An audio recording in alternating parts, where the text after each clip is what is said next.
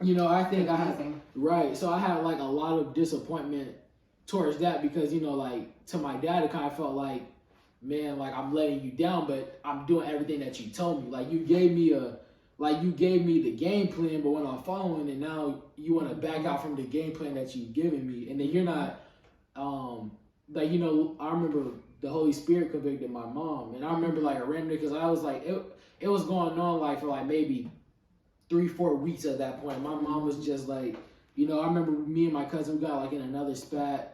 And, you know, he started to like, because it wouldn't be like necessarily like punching, but he'll like probably like put me in the chokehold or push me or something. Then like, when I'm like, bro, chill out. And then he keep doing it. Then it's like, you know, like then that's when like we'll get in trouble about it. Because they never really let it escalate to a bad point. But like, you know, I remember like I was just walking away because I'm like, man, every single time I'm getting in trouble. Like it feels like that. I felt like I'm getting in trouble on every side. Or, you know, you're young. Like you don't understand like, I didn't really care to understand my parents' point of view. Like, I was just like, you know, I was just like, man, screw like everything else y'all are trying to tell me. Like, I'm like, at this point, I might as well just do everything good that y'all told me to do. So I might as well go to the street and just go start punching people and throwing rocks at people's cars and stuff like y'all told me not to do. I should do that because it feels like now you're telling me to do something that you didn't raise me to do. I'm 11, 12 years old at this point.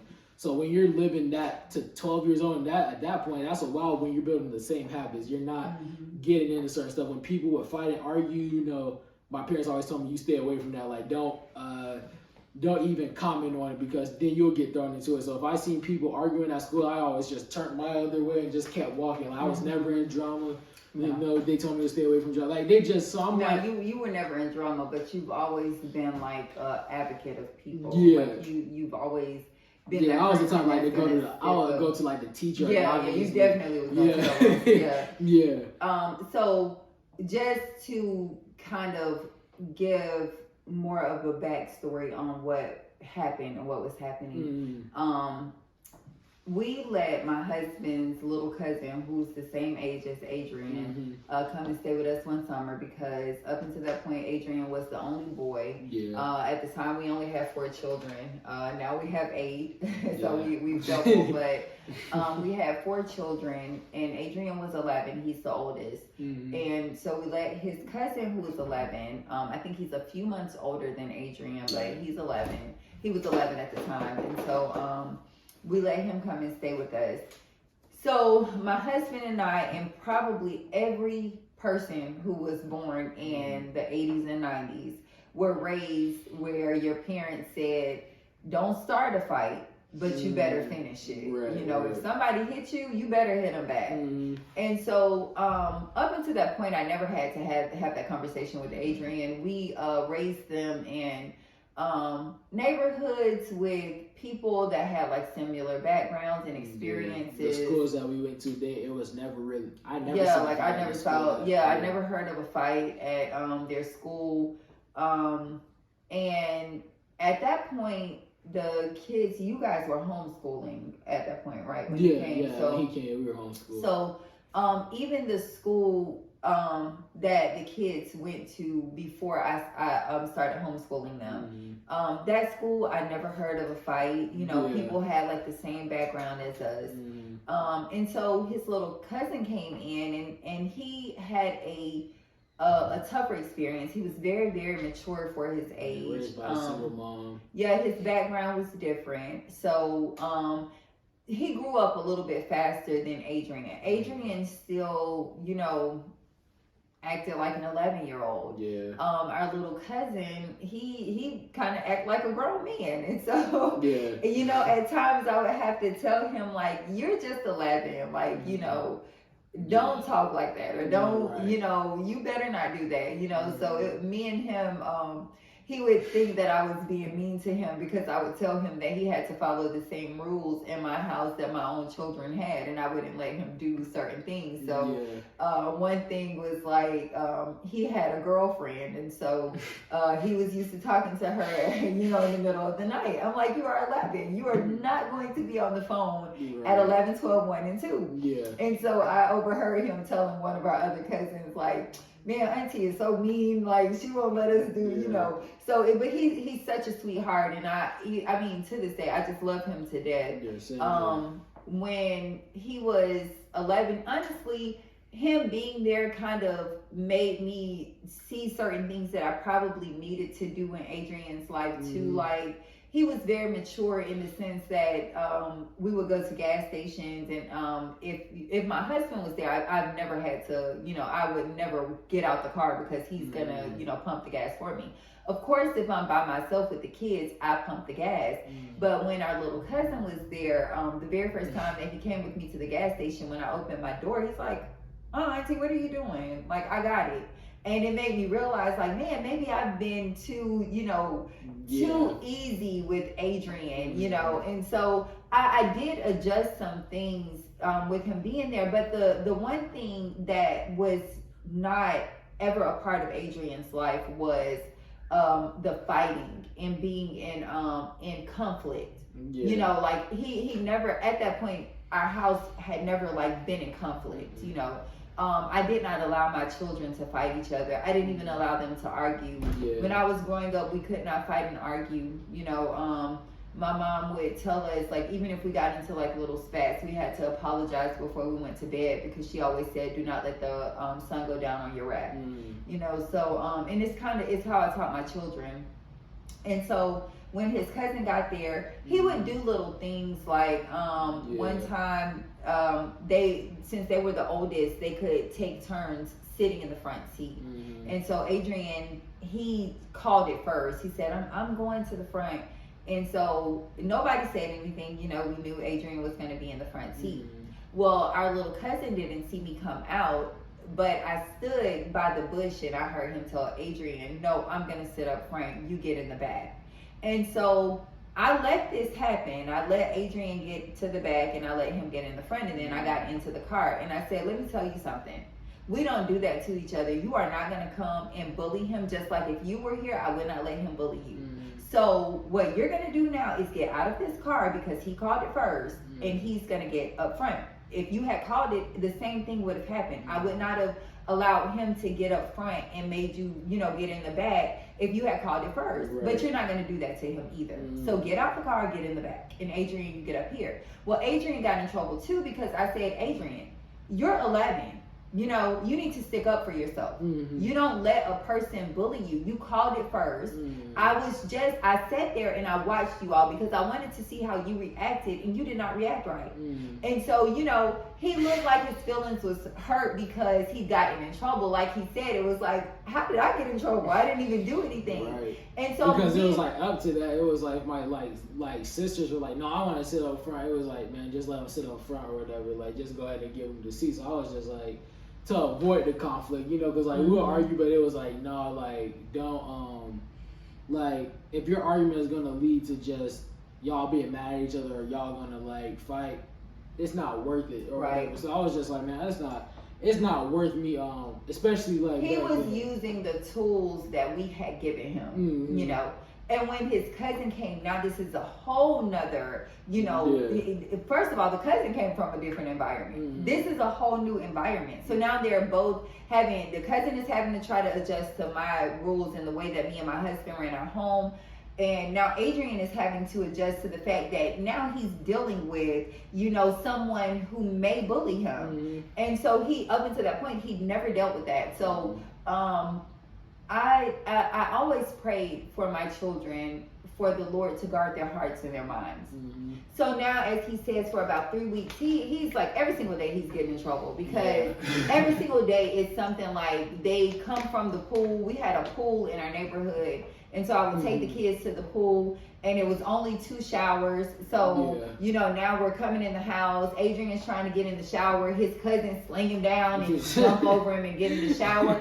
And now I'm letting the cousin take his shower just so that when he gets out, I can get at him. So when he gets out, I'm like, "You better stop doing that. Like, I don't know what your problem is. This is not what we're going to do." But then I'm looking at Adrian and I'm like, "You better stop letting him do that to you." So I'm going through this, and I'm like, I'm also pulling from my own experiences, my own life. My mom was the kind of mom that if I particularly remember this boy that I was growing up with, it was only 2 swings in this playground that was in our neighborhood.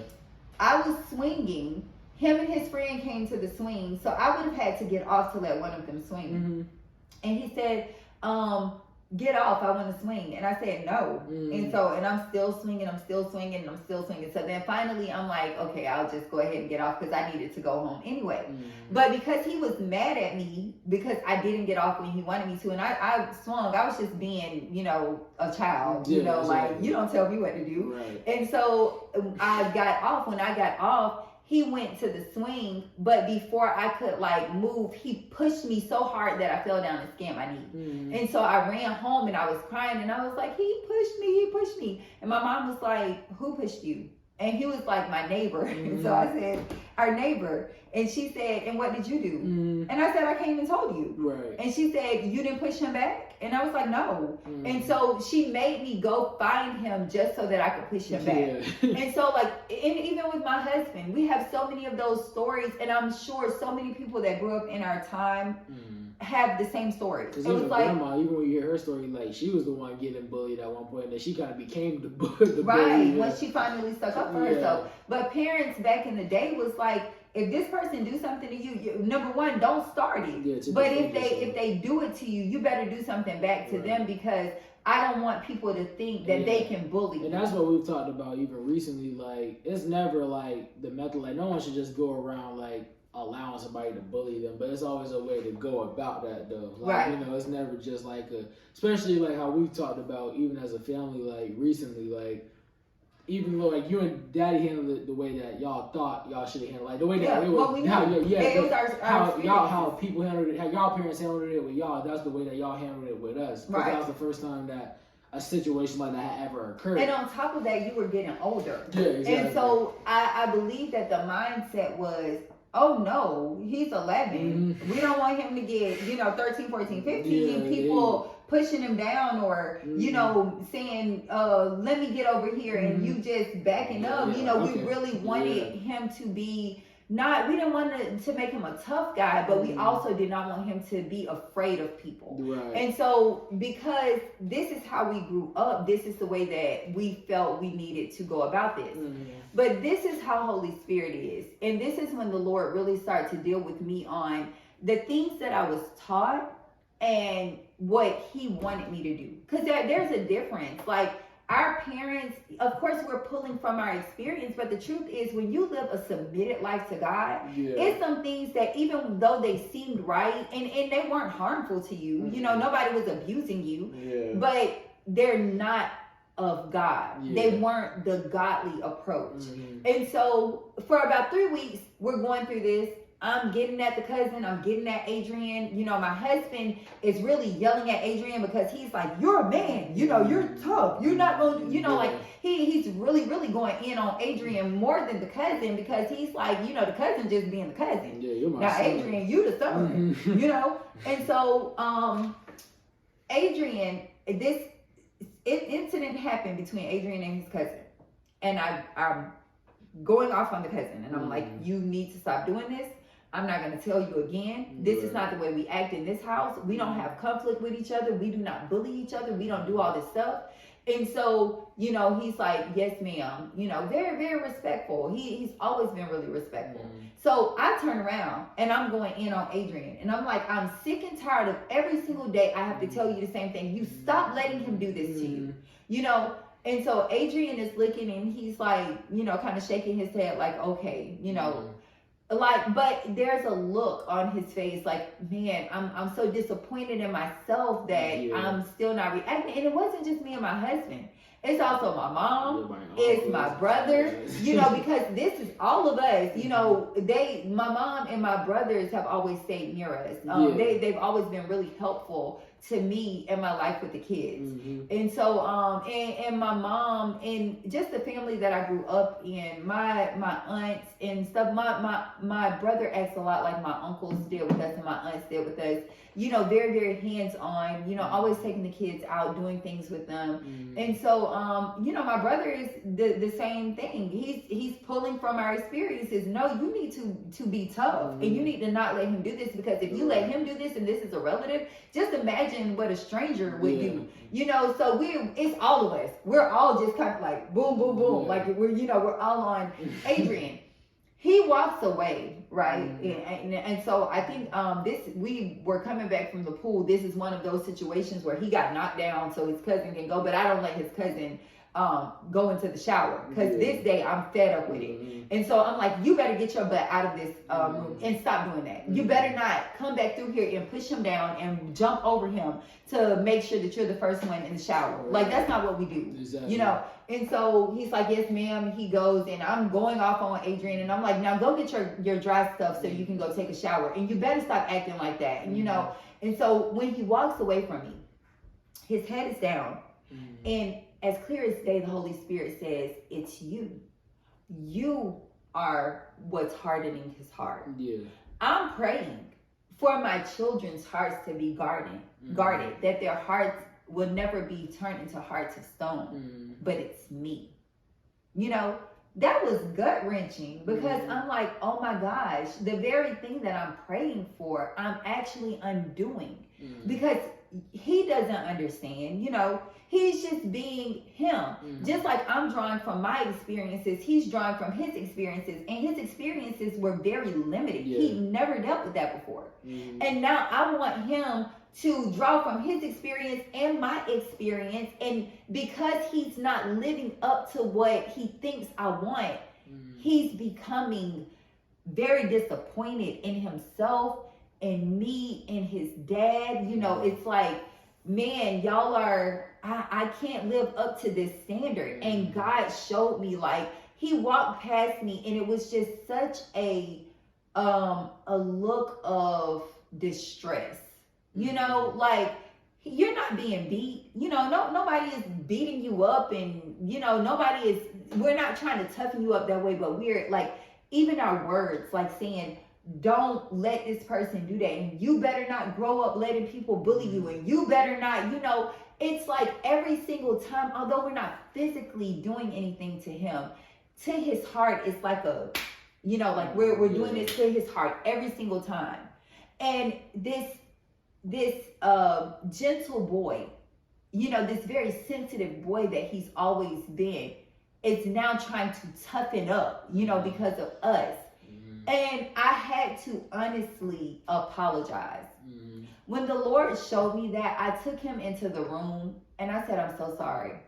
Like, I am so sorry, because I did not realize that I was doing this. I didn't even realize, you know, I'm just doing what I think is necessary, because I don't want you to grow up and let people bully you, but I am so sorry. Because I'm asking God to do something for you. Yet I am trying to be God. You know, I'm trying to make you into this person, but God was going to do it anyway. Or like teach me how I should react in those situations. Yeah. And I think that was one of my things too, where I was like, you know, I think I like, cause you know, like towards the end of the summer, like even after you, like, you know, you said, like after you apologized to me, like the fights would still be going on. And I kind of got to the point where I was starting to like, I was reacting how I thought y'all wanted me to react. Right. And then now it's kind of like, no, baby, you should like be the same. Yeah. Now from her, because then my dad, he's still like encouraging her. He's still like kind of like, because the thing is, it takes a while for my dad to actually like see something, in the sense of when he see, like he'll see it immediately, but like, you know, I guess that's just like also just from his own experiences. It's a spirit of pride, really, and all of us can deal with that. I mean, I feel like sometimes, some more than others, sometimes it's very difficult for people to say, I'm wrong, I'm sorry, you know, like, maybe I shouldn't have done this way. Sometimes that can be difficult. And honestly, it really takes the Holy Spirit to be able to do that, because it's plenty of times that I've been wrong and I want to stay wrong. Wrong. You know, like, you know you're wrong, but at the time that when you first were wrong, you felt justified in it. I saw a question that was like, have you ever argued even though you knew you were wrong or whatever? Like, everybody says because you feel justified. Because I might have started off like feeling right. You know what I mean? And then the Holy Spirit is like, Right. You're wrong, and you really that's Yeah. like eating. You got to eat a lot of crow. You're like, exactly. oh, I That's- don't want to say sorry. And God, and God was like, God had to like really like, cause me and my mom, we've always like talked about everything. So even like still sometimes like when we would talk about it later on, I would still get upset and I would still like be like, cause even like what she just said, this sensitive boy, cause I always was like an advocate for people, like she said earlier. Like I used to cry if people told me their parents were divorced because like, I'm like, cry. yeah, because I'm like, man, Come I felt on, so like bad. it was me and his daddy divorced. Yeah. Mommy, what's a divorce? Yeah. Baby, it's when two parents, separate and like full tears. Yeah, 'cause I'm like, man, I would feel, sad. I would feel bad. I would feel so bad for the people, man. And like it also like if someone was crying about something, like, man, like my auntie or my grandma just passed away. I'll be like get like bawling, crying. I'll start crying with them because I'm like, like. How can I get to like their level to make them know I actually like I feel like for them? I cry. I'm like, yeah. Like, But it was like something after when my cousin left, all that went away. Like my compassion for people went away. Like my love for people went away. I was like, I don't care about myself now. Like, I didn't really care about others. People. His heart was hardened. Yeah. And that's what God was showing me, like, that we had hardened his heart. Like, unintentionally. Now, Even towards my dad, like, I still held like a lot of that, like, with him, because he never was the one. Like, he never apologized. He never actually like a lot of the ways. So it's like I said, when I got older, I understood like when you're a parent, you're teaching from your experience and you're doing the very best that you can. Because no parent, I can guarantee, no parent wants to see their kid getting bullied. No parent wants to see their kid like stand down when they should be, in a sense, in their eyes, standing tall. And the thing is, I think with my parents, they were always so led by the Spirit. They were always led by God in every decision, where it kind of felt like that one, I was like, what's going on right now? Like, and with my dad, it still didn't feel like he saw it, and he still was like, he kind of started going through his own thing with his relationship with God. God had to go through that place of my life with actually like real healing and understanding, like, you can hold this against your dad, you can hold this against your parents, like, forever, but they were doing what they did out of love. It wasn't like out of anything like we want our son to actually be upset. It was like, no, like I actually, we want you to be the best version of you, but it was also like she said, in their way, in like the fleshly, in a flesh desire, in a fleshly kind of response, instead of going to God, instead of asking the Lord, how should I handle this, because the thing is, I think that so often we think compartmentalized. We think, church, me praying, me reading the Bible, that's spiritual me. Right. Me raising kids, that's physical me. But it's a lie, because everything is spiritual. We are spirit beings, Right. And so I think the one thing that over the years the Lord has been showing me and teaching me is to give everything to him. Even the things that we don't even think are big things, like even just that, like, Lord, how should I handle this? Because when my girls turned around that same age, they started dealing with the same thing. There was a bully in the neighborhood. At this point, I wasn't concerned about whether you let somebody bully you or not, because the experience with him taught me that maybe my experiences are not the best experiences to pull from in order to teach my children. They aren't like the holy way, like the way that God would have me to do it. So, Lord, how would you have me to handle it?